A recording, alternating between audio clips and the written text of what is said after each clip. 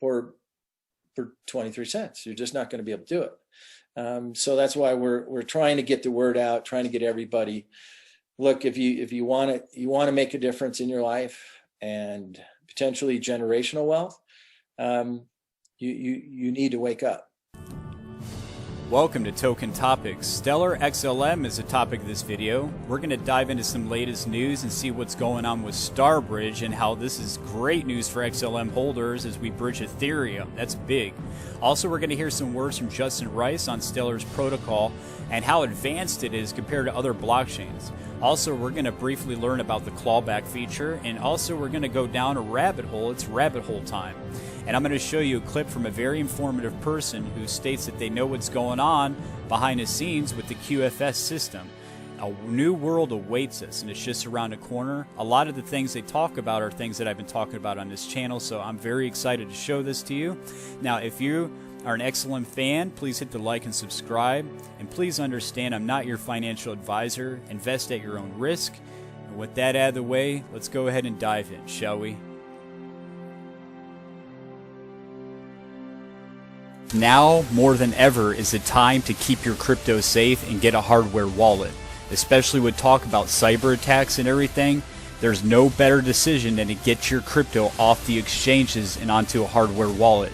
Decent Wallet is running an amazing deal through Token Topics. I'm going to put an affiliate link in the description below, and you can see the markdown price. It's only $109. You're getting an amazing discount. All right, first topic. So another great reason why to get your crypto off the exchange and onto a hardware wallet. And you can stake or do whatever you want on those wallets too. But anyway, let's go ahead and dive in. So of course, surprise, the SEC wants more power over you. They want to watch everything you do. The SEC says crypto platforms that hold customer stashes must treat them as their own assets and liabilities.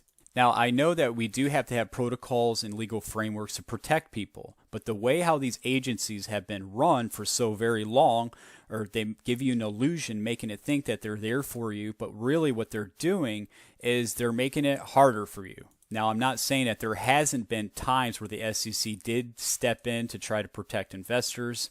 It just seems that they're always have special interests for not only the elite, but for Wall Street, big banks, and that's how they manipulate the system. Their job is to know what you're doing, what you're holding. They want to see everything that you're doing to make sure that you stay where you are and they stay at the top. All right, so diving in. So crypto trading platforms that look after digital holdings for customers should book these on their balance sheets as their own liabilities and assets, the SEC said. They should also disclose the nature and amount of the crypto assets held for customers in their company accounts starting in June, the SEC said in guidance published on Thursday. I'll end here that under the current U.S. legal framework, crypto exchanges don't have a regulator directly sees over the activity of the SEC chair, Gary Gensler, stated. If the trading platforms don't come to the regulated space, it'd be another year of public being vulnerable, or another year of freedom, basically, a free year. You ever heard the term that if it's not broken, don't fix it? So what is there really to fix? I think things would be going pretty well. No, it's just an excuse for more power and control over you. All right, now on to some very exciting news. Now, as you may know, I had some family situations that were going on, so this actually came out last week, but I'm going to go ahead and state it that Starbridge, a trust-minimized bridge between Stellar and other blockchains, especially Ethereum. This is huge. Now, I hear some stories and people out there stating that Ethereum is going completely to zero, and honestly, if you really think about that, and to my special viewers that are out there, and you know who I'm speaking to, that if you really think about it, I think that would cause too much damage. I think that the people for themselves are going to migrate over. So the reason why I'm showing you this right here is that this is Ethereum hardware being installed on the International Space Station. It's pretty interesting. All right, so the article states that over the last few years, we've seen blockchains grow in adoption and utility, establishing their place in a global financial system. At the same time, while they've grown in popularity, there is an increase in fragmentation mirroring the fragmentation we've seen. So Stellar, on the other hand, is becoming an established interoperability layer between a wide variety of financial systems with a growing number of Stellar anchors. If you've been subscribed to the channel, you know we've gone over anchors. So connecting fiat currencies with stable coins issued on Stellar. Today, users can redeem assets in Stellar wallets off network for an actual dollar, peso, or another fiat currency in their pocket, or more importantly, they can exchange between currencies at a faster rate, at lower cost than they could do on existing rails. So if Stellar is to strive towards its mission to create equitable access to the world's financial infrastructure, it needs to be a bridge, not just to the financial system as it stands today, but the financial system it's evolving into, which now includes other blockchain networks. That's why participants in the Stellar ecosystem like Pendulum and Flare are enabling access to other blockchains through the development of technologies bridging blockchain to blockchain. Now, I talked about Legacy Network on this channel a lot. This also gives me a reason to believe of Legacy Network. I do believe in the Legacy Network. That's another blockchain project that I've talked about on this channel quite a bit. Now, people were wondering what's going on with Pendulum, because they're a partner with Pendulum. They're also partnered with Flare. That means there's most likely going to be a big thing going on.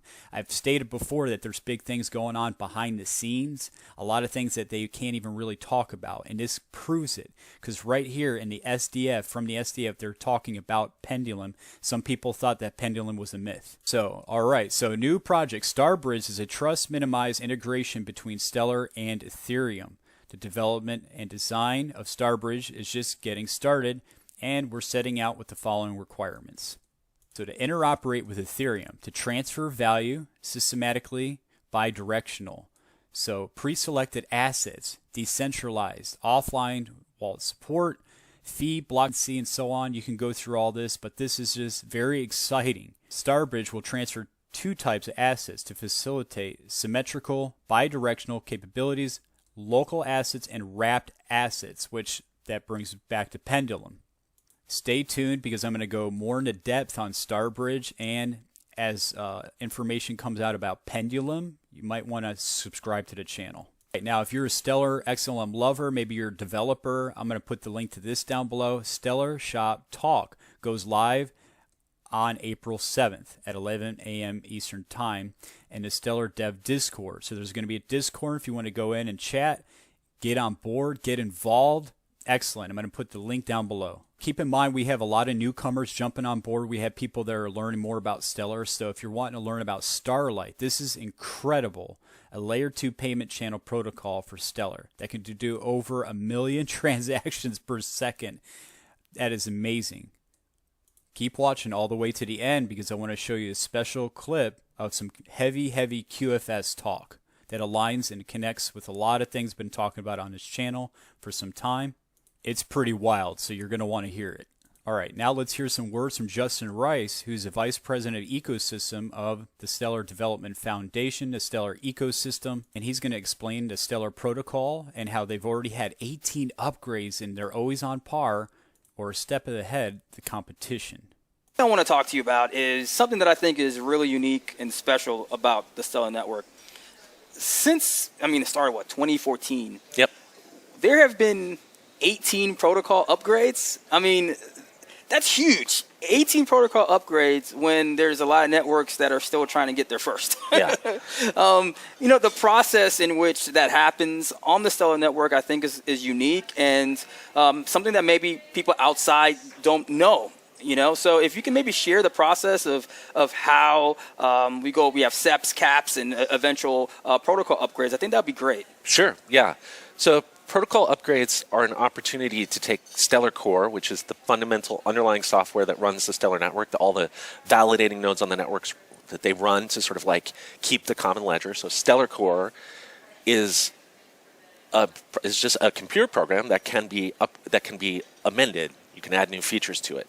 And so whenever we upgrade the protocol, it's an opportunity to take what was there, the sort of base layer of features that made up Stellar, and to add new functionality to it. And so the question is, like, how and why do you do that? So I guess I'll start with why. The reason why you want to add new features is most of the time because there's demand for them. The ecosystem, the people who are building on Stellar, they say, Stellar is great, it would be better if we could also do this. And so that demand will basically start to drive a process where people think about how to answer the demand by making some modification to the Stellar core code. And then there's a very public and very specific route that any change takes. So basically, an idea will come from the ecosystem. There'll be a discussion, an open discussion on the, there's a developer mailing list, Stellar Dev. It's a Google group. There's usually an open discussion there, asynchronous, right? So people are writing back and forth on the mailing list. Eventually, someone will take that idea and they will write a very specific technical proposal. It's called a CAP, a Core Advancement Proposal. And that will basically like outline exactly what the change is, how it would work, and will even give like sort of a high-level blueprint of how the code would be implemented. That CAP goes through, again, like that's the draft of the CAP is then discussed on the mailing list. It's iterated on based on feedback that comes in. It goes into like this protocol meeting where certain people, most of whom are from SDF, but not all of whom are always from SDF, like sort of have a synchronous discussion. Those protocol meetings are things that we live stream so that people can follow along. And after it's been iterated on enough times, there's actually a committee of 3 people that will basically vote to approve a core advancement proposal, and it moves then from its draft stage to its approval stage. I know I'm getting real technical, but are just really in the weeds a little bit, but I think just seeing that it's like a concrete process is like helpful. Okay, so at this point, it's been approved, goes into a final comment period where anyone can basically raise final questions, and if there are no questions in that final comment period, it moves on to like this approved phase, and then the Stellar Core team actually implements it. Once a protocol change, a new feature, is like implemented in the Stellar Core code, it gets bundled up into a new major protocol release. So right now we're on protocol 18, the next one will be protocol 19. But it actually doesn't go live on the network, right, until the validators on the network vote to accept that change. And so there's a programmatic part, there's a way that you can just arm your validator to say, at a certain time, like you download this new version of Stellar Core, right? Okay. Only it's latent. All the new features are latent in it. It's not turned on. And then all the validators will arm their nodes at a certain point, and they'll say, you know, at 5 o'clock on, you know, March 17th, I want the network to start running protocol 19 instead of protocol 18. And at that moment, if enough validators basically broadcast that same message, the network flips over to the new protocol. The interesting point of all this is like there's a process driven by ecosystem demand. It's all very open, and you can follow along, and anyone out there can like sort of contribute or engage in the discussion. And in the end, any change is ultimately ratified through the network governance by validators agreeing to accept the change. How open source works. It's not It's not a decision that SDF makes. It's not a decision that one person makes. It's a decision. It's like a series of decisions and discussions that lead us to a conclusion that ultimately requires the network's approval in order. Now let's learn what a clawback feature is. Last year, we had Protocol 17, right? And so that introduced asset clawback. Explain exactly what that is and maybe some possible use cases on the Stellar network. Yeah, sure. Protocol 17, asset clawback. So asset clawback was, the need was identified and the actual cap was drafted by an ecosystem company called Securrency. And they actually had a client that they wanted to issue a regulated asset for. And so, and for those listening, when you classify as a regulated asset, what does that usually entail? There are all different kinds of regulated assets, and these would be. So one example would be like a Reg D asset in the United States. If you have an asset that is, say, a share in a private company that that only accredited investors can hold. Okay. There's an entity that regulates these kinds of assets. There are rules about who can hold them. And in this case, in that specific case, like a regulated asset, you would have to sort of prove that you were an accredited investor before you were allowed to hold it. Right? Gotcha. So, and that's somewhat like the case that the specific case that sort of brought clawback to light as a necessary feature. So let me just step back and say, Stellar has built-in asset controls. Asset issuers can turn on certain flags that sort of make it so that they have different levels of control over their assets. So the original one is just called auth required, authorization required. Okay. With an auth required flag, you basically say, I, the asset issuer, have to grant an account the authorization before it can hold my asset, right? And what happened was that the people, in this case, the ecosystem pointed out that there are other different levels of asset control that would be helpful in order to comply with regulations, one of which is the ability to claw back an asset. So beyond just having an asset be auth required, you can also turn on a flag that says that an asset is clawback enabled, and that means that if someone holds when someone holds an asset, the issuer can claw back their balance. They can take it back from them. Now, I know this. People have been listening right now, and the first thing they're going to think to themselves is, wait a minute. Yeah. I've got some USDC. I've got some XLM in my wallet. Does this mean that someone could just take it back? Right. No, that's a really good question. So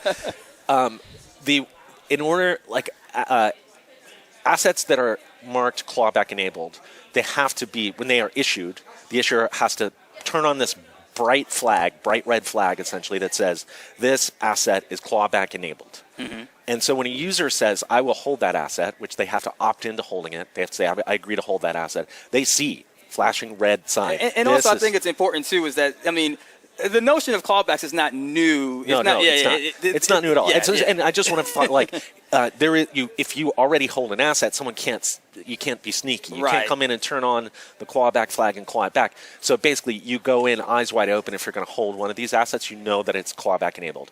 Where a lot of the times it would be for I guess for clawback specifically, to comply with regulations, sometimes, for instance, you have to be able to, if there's a mistaken payment, it goes to the wrong person. If there's someone who comes under sanction, those are two examples where actual regulatory authorities have to know, right, that the asset that you're issuing is that you can claw it back. So in order to comply with regulations in some jurisdictions for certain kinds of assets, you have to be able to prove to a regulatory entity that clawback is possible. So now for the exciting part. So we're going to hear some words from Tim Wolcott, who is a world-renowned photographer, and he will explain some amazing things about Lobster Wallet and what's going on behind the scenes with the QFS system. Some of the things that he states is amazing, and it just confirms that, connecting all the dots, that we are in for a major event, and people need to wake up. Those who are sleeping are going to get left behind. Now, I'm sure if you've been subscribed to the channel, you know that we've been talking about cyber attacks. We've been talking about how the SEC is corrupt, how they've been pinning down XRP, that there's a cabal in the world, basically a criminal ring around the world that is tied in with governments, the monetary system, heads of state, everywhere, all over the place, all over the world. It's not just, one specific country. I've actually showed documents from the IMF, the International Monetary Fund, stating it. Some people say, "Oh, it's crazy conspiracy stuff." Really? Well, I guess you don't believe in the International Monetary Fund. I guess you don't believe in the International Monetary Fund. You think that everything on the media is true. People are going to wake up. If they are not awake, it's going to be a rude awakening. If you're slowly awakening, let's dive in, and so you can hear some more words. So he's very knowledgeable, and he states that he has some knowledge of what's going on behind the scenes with the QFS system, and that the Lobster Wallet is, so to say, going to be sort of like the new stock exchange, and a lot of these stocks, these assets are going to flow in and be digitized and onto the Lobster Wallet. He's basically saying that when a big event happens, such as a cyber attack, this is why I tell people to get your crypto off the exchanges. Another reason too is that a lot of this is going to happen during that time. So some people might not want to believe it, but people didn't want to believe a lot of things that did come true, such as the gold backing of currencies and Russia invading Ukraine, and there's all kinds of information that's being held from the public, and a lot of this is going to come to the light very soon, and it's a very exciting time to be alive. It's also a very sad time to be alive, seeing what the world is going through and people that are going through war. My heart really goes out to them, my prayers and so forth, but very soon people are going to wake up to the fact of Space Force. They're going to wake up to the fact of precious metal backing these digital assets. People are going to wake up to the fact that the whole monetary system and a lot of these government agencies have been fully corrupt, that they have been against the will of the people. And let's go ahead and hear some words. Now, this is QFS Team 1. This is Mel. He is down in Costa Rica. He has a great channel. And as I stated, I'm not in competition with any other YouTuber out there. I think that us coming together as a whole is pretty awesome. Because if we all have a little bit of that piece of the puzzle, and we all come together and we could put our piece in, we can all get a picture of the big puzzle. Hello, folks. Mel down here in Costa Rica, and we have Tim. First off, I want to give credit where credit is due. TWC and Razor Man out there, thank you for introducing us to Tim. There's been an anticipation that's been built up because Tim came onto the scene, folks. And for those of you who don't know, about a week ago or so, we had a podcast with him and a few other people, and he said a couple of things that were literally extracted from a video and went onto Twitter and all over the internet and Facebook and God knows what else, and literally blew up. I mean, hyper viral. So with that, we had to figure out how to get Tim on a one-on-one podcast, and he is joining us today for the first time. But before we do that, make sure you join our Telegram group. Also, I'm going to leave a couple of links for TWC and Razor's Telegram groups down below. And don't forget, we give you the Quantum Financial Systems Manual completely free of charge. So go ahead and do that, and we'll see you on the other side. And I hope you guys enjoy this interview as much as I did. Got him. Tim, welcome, brother. How you doing? I'm doing fine. How about you? Good, good. Tim, I think I don't need to tell you, but the little clip that they took out of our video that we did about a week or so ago went hyper viral. You had 26,000 hits in like 4 hours. Wow. And everybody wants to know everything about Tim. They want to know your last name, who are you, where you come from, what you do for a living. And so yesterday, you and I had a little conversation, and you told me you were a world-renowned photographer. Now, I don't particularly follow photographers as a sport of sort, but when you told me that, you blew me away because you said something that really stuck with me. You said your family was the first family to ever invent the camera. How many generations back is that? That's seven generations, yeah, along with many other awards. So I was a chief consultant for the Smithsonian for print technologies. I'm an inventor. So I get into the sort of the nitty gritty of trying to figure out all the exact particulars in shooting everything perfectly, and then designing my own tripod heads, designing new ways of making prints with new papers, new coatings. We're going to have fun with it. It's going to be a brand new world, and people need to start thinking about how they want to participate in this new world. 100%. I couldn't agree with you more. I'll tell you, one of the classes I did take that I actually did enjoy, I'm right up there with you in age. I don't know how old you are, but I'm headed for 59, September 9th. I don't make that, I don't hide that fact. I do say I look pretty good because when I look in the camera, I like what I see, and the reality is, I took photography, and I remember those, all those chemicals that we used to use and put the pictures in different, little square things, plastic, whatever, and you just put them in there for a minute or so. Yeah. And I had fun. I had fun with that class. Wood shop was another class that I had fun with, But anyway, I understand you are an XRP, aficionado. You are a lobster aficionado. I talked to Emily back and forth, and she said, hey, make sure you tell Tim not to call lobster the next stock market. I'm yelling at Whiplash for it because we have to come up with another name for it. The stock market is not going to be the right name for it. But for entertainment purposes, Emily, I'm going to apologize to you publicly in advance. We're going to talk about lobster becoming the new stock market, and then when the new name becomes available, we're going to use it, I promise. So I apologize in advance. This obviously it goes for all you guys. Explain to me what you know about lobster, and until the new terminology becomes available to all of us, where we could say, aha, that's it, that's the name. Explain to me how it sort of mimics or takes over the stock market in your own words, Tim. Lobster, as I mentioned before, was basically the old stock market was basically set up by the cabal, so they can control peaks and valleys, they can flood the market, they can do price manipulation, and the little guy always got it right in the keister. Lobster is set up so really anyone can enter the field. And the beautiful thing of that is it doesn't matter. I've said this before. It doesn't matter their monetary situation. Even if they had $20, they can invest in their future. We know of kids right now that have started their own wallets in Lobster, and they're now investing in their own future. They're actually out doing garage sales of their old toys that they don't even use anymore. And the nice thing about that is that $20, $30, they're seeing what they can get. I mean, literally for XLM right now, which is how you get into Lobster, is you open, you can get an app, and then you buy Stellar Lumens, which is XLM. They're going to be one of the very, very big silver-backed assets.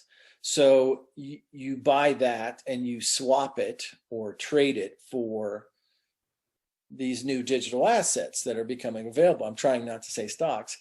So now you got me going into this. But for 23 cents right now, I mean, you can hop on to the Japanese Indus.exchange for the seized assets. And I'm sure that right now you can get 400 or 500 million of their seized assets for 23 cents. And there's not many, there's 0.00001% of the population that has really caught on to this. And virtually any company you can, or country right now, you can log on to Lobster and you can start accessing those seized properties under Trump's executive order 13818.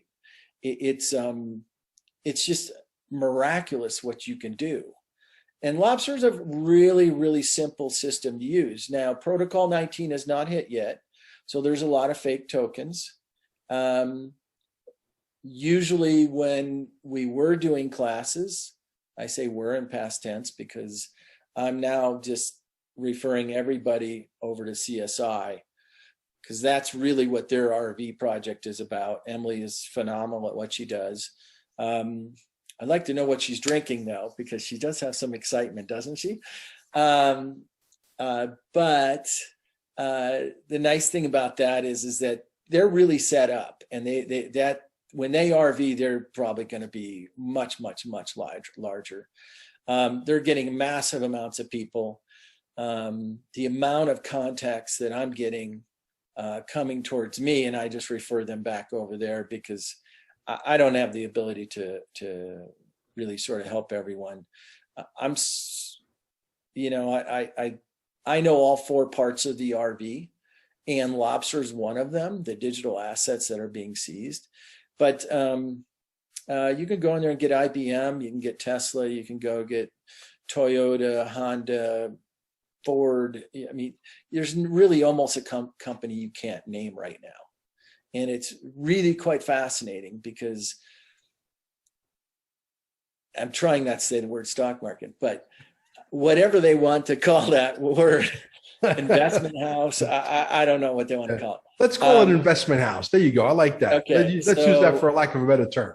So these assets that you are allowed to acquire right now under the executive order, they are going to be needed for the new company. So we know there's certain companies that aren't going to exist in the future. We're hearing Walmart probably won't exist in the future from what they did.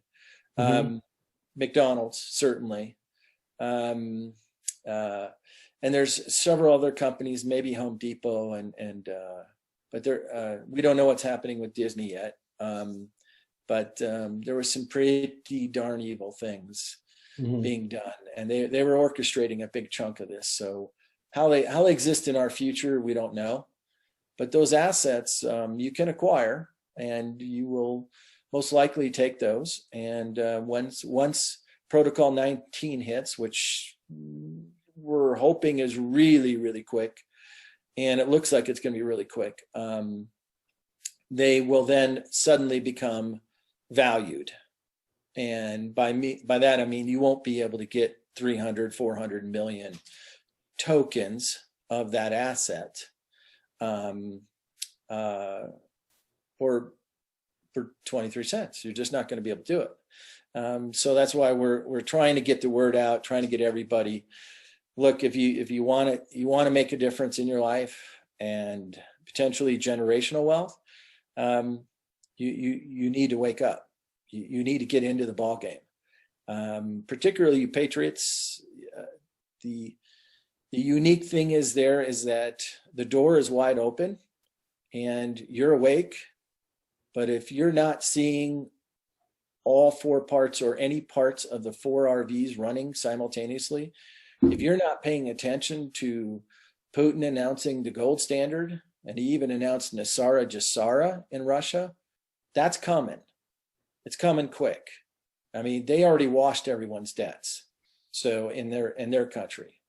So they're going to gold-backed rubles. China's going to gold-backed yuan. Everyone is going to gold-backed. That's part of the new rules. So that's what Lobster is really about. It's about allowing everyone into this new investment house. But you do need to jump in. Again, I don't make a thing on it. I'm just trying to wake people up. I'm trying to help everyone. I've been now lecturing on different sites for, I don't know, over a year now. Mel's pretty much taken me to, excuse the Osprey flying over. That's the military. So the unique thing is that you have an opportunity. You just need to decide. Do you want to go a little bit out of your comfort zone?